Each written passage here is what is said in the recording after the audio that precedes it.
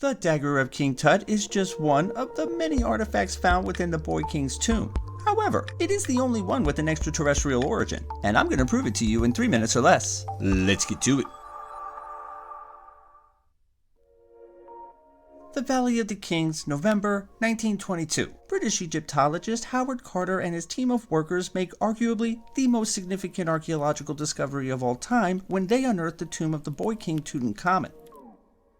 Untouched for more than 3,000 years, the tomb itself was filled to capacity with untold treasures, artifacts, a wealth of knowledge, and of course, the mummy of the Boy King himself, who was holding something he absolutely should not have been holding: an iron dagger. Yeah. Let me explain.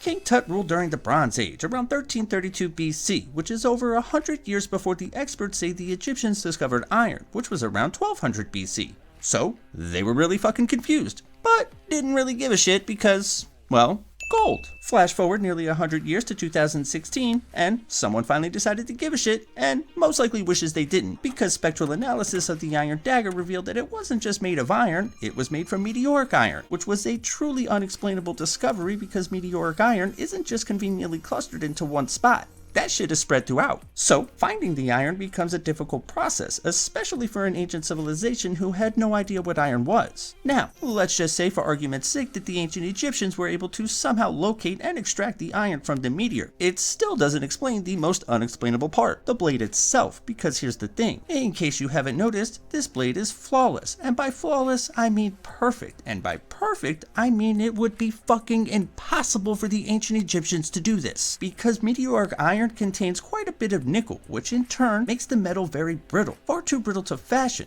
So what do? You fold it over and over and over again until it becomes strong enough to forge. But here's the problem with that. King Tut's dagger, as stated before, is goddamn flawless, and shows no signs of folding, stacking, or forging of any kind, which is impossible to do regardless of the time period or your level of skill. So, how do you create a perfect blade then? Easy, you cast it. Hey there! No, not that kind of cast. I'm talking about the process of metal casting, in which you heat the metal to its melting point, pour it into a casting mold, at which point you add in the additives and necessary fluxes to remove any impurities, you let it cool, break it out, smooth it down, and then voila! You got yourself the perfect blade. But, and I'm sure you already figured this part out, the ancient Egyptians could do none of that. In fact, no one could until about 900 years later when cast iron first made an appearance in China. So that really only leaves us with two possible explanations for the existence of this dagger. Either A, the ancient Egyptians were way more advanced than anyone ever thought possible, or B, they didn't make it. So then who did? Well, and are you ready for this one? I think it was a gift from his father. The pharaoh Akhenaten, the most controversial pharaoh to ever walk the Nile because he completely altered the religious landscape of ancient Egypt from the long-held worship of many deities to the worship of a single object he called the Aten.